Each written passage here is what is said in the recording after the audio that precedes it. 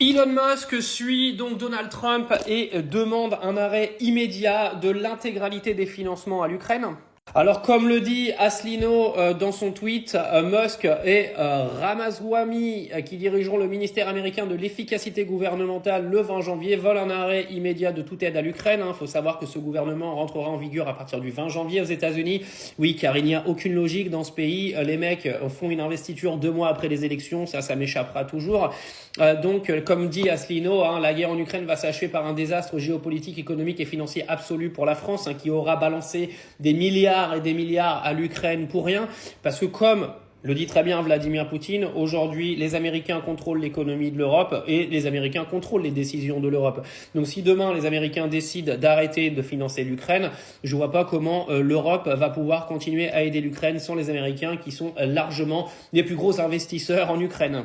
Alors ça va pas rigoler parce que Elon Musk et Donald Trump veulent vraiment mettre fin le plus rapidement possible à ce conflit. C'est pour ça que Joe Biden a essayé d'accélérer les choses pour foutre Trump dans la merde en autorisant Zelensky à utiliser les missiles américains, les missiles anglais, les missiles français, etc.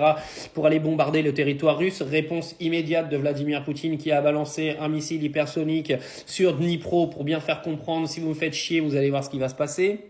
Et j'ai quand même hâte d'être au moment de l'investiture de Donald Trump pour savoir ce qui va vraiment se passer. Parce que là, il y a vraiment convergence entre les différents gouvernements américains. Ça va être un petit peu le bordel.